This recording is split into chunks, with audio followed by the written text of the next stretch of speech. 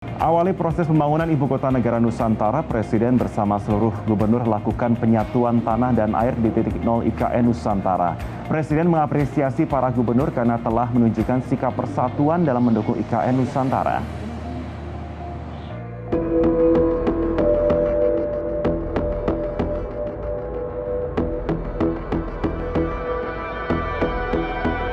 Mengawali proses pembangunan Ibu Kota Negara Nusantara atau IKN Nusantara, Presiden Joko Widodo dan Gubernur se-Indonesia melakukan penyatuan tanah dan air di titik nol IKN Nusantara.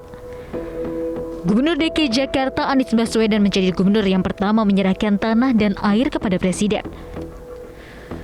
Tanah dan air tersebut dimasukkan ke Bejana Nusantara untuk disatukan dengan tanah dan air dari provinsi yang lain. Selain itu, secara bergiliran para gubernur dan perwakilan daerah menyerahkan tanah dan air ke Presiden, yang diakhiri oleh Gubernur Kalimantan Timur Isran Nur. Usai penyerahan tanah dan air, Presiden Joko Widodo mengungkapkan terima kasihnya kepada para gubernur karena telah menunjukkan sikap persatuan dalam mendukung pembangunan IKN Nusantara.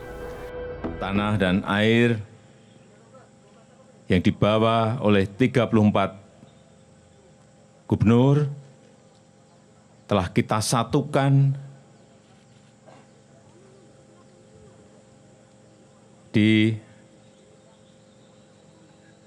tempat yang akan menjadi lokasi Ibu Kota Nusantara, dan saya ingin mengucapkan terima kasih yang sebesar-besarnya kepada para gubernur.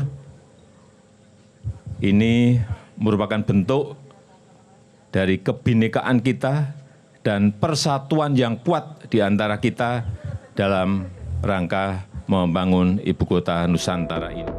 Presiden juga menekankan pentingnya kerjasama dari semua pihak dalam membangun Ibu Kota Negara Nusantara.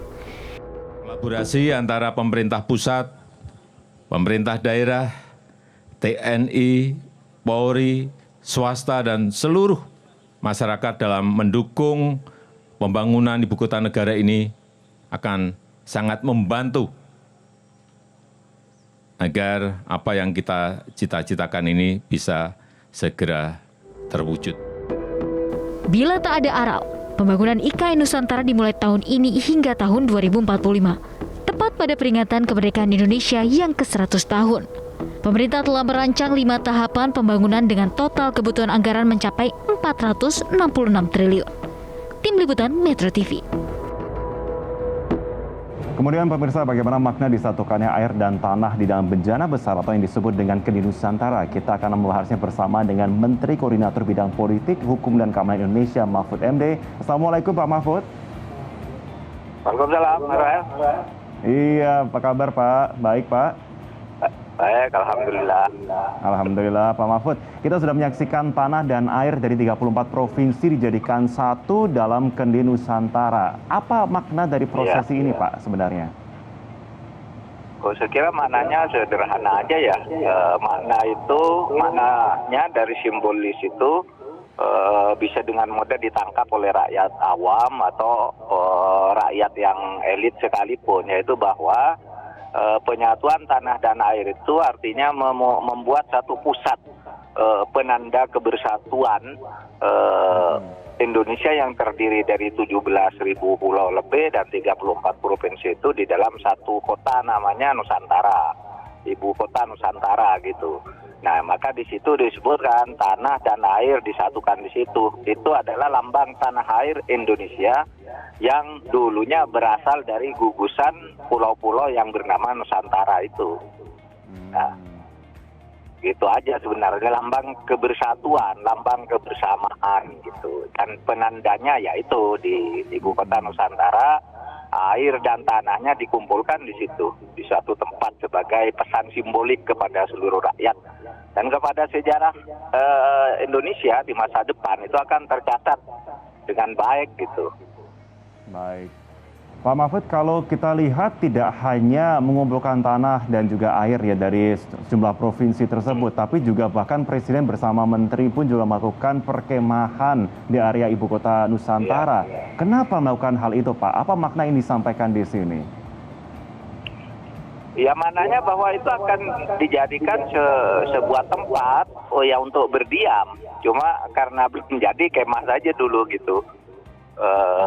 Saya kira itu penanda bahwa kita itu bersungguh-sungguh bahwa itu sudah bisa ditempati oleh manusia, bukan hanya manusia biasa tapi para pemimpin dari seluruh Indonesia di situ bisa berkemah dan bisa tinggal di situ gitu.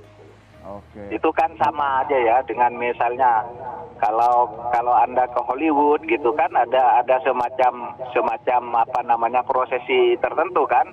Kaki setiap artis di situ kan. Tapak kakinya itu diletakkan di semen sehingga kalau Anda mau lihat aktor dan aktris tahun berapa ini kakinya siapa dan seterusnya. Saya kira itu aja pesan simboliknya kepada kita. Itu bukan kelenek menurut saya. Itu prosesi biasa, ya yang lebih kultural lah ya, lebih kultural daripada ritual gitu. Baik, Pak Mahfud, langkah selanjutnya apa yang akan dilakukan oleh pemerintah untuk proses pemindahan dari ibu kota Jakarta ke ibu kota Nusantara? Pertama akan dibangun dulu gedung-gedung utama yang diperlukan sehingga pada tahun 2024 upacara negara itu sudah mulai dari ibu kota negara Nusantara itu nantinya. Mungkin sekitar 60.000 orang PNS itu pada tahun 2024 sudah pindah ke sana bersama pejabat-pejabat tertentu. Karena ada klaster pertamanya nanti misalnya Setnek, Setkap, dan beberapa kementerian penting mungkin akan ada di sana. Kemenko Polhukam juga saya diberitahu masuk klaster pertama nanti. Ya. Berarti targetnya 2024 tadi Pak ya, bisa benar digunakan. Iya, 2024. Ya? Iya rencananya. Tapi saya kira itu bisa, kan sekarang cara perencanaan kerja itu sekarang sudah bisa lebih terukur ya. Kalau bilang tahun 2024 harus di sana apa yang sudah tersedia untuk pemukiman dengan seluruh kebutuhan kebutuhan ekonominya yang menjadi kebutuhan sehari-hari masyarakat tentu pada waktu itu sudah disiapkan semua. Oke. Ini kurang lebih tinggal 2 tahun lagi berarti Pak ya. Kok persiapan dalam jangka dekat ini kemudian apa Pak yang akan dilakukan? Apakah kemudian akan seperti tadi fokus untuk membangun gedung-gedung begitu atau memang akan menyelesaikan semua perpindahan secara administrasi atau seperti apa? Ya, itu kan sudah ada kepala IKN itu Ibu Kota Nusantara. Nah itu yang akan menyelesaikan tahapannya. Misalnya 3 bulan ke depan apa, 3 bulan berikutnya apa. Tetapi tentu akan simultan yang disebut di sini, di sebelah sini apa, sebelah sana apa, yang kerja siapa, kebutuhannya apa. Itu semuanya tentu sudah direncanakan. Makanya kita mengangkat kepala dan wakil kepala IKN itu. Yang itu kalau menurut undang-undang kan kedudukannya setingkat menteri. Artinya punya kewenangan untuk berkreasi dan mempercepat keseluruhan kebutuhan minimal yang diperlukan itu untuk dipenuhi. Oke, baik. Baik, terima kasih sudah bergabung bersama kami. Menteri Koordinator Bidang Politik, Hukum, dan Keamanan Indonesia, Mahfud MD. Pak Mahfud, terima kasih sudah bergabung bersama kami dalam program Selamat Pagi Indonesia.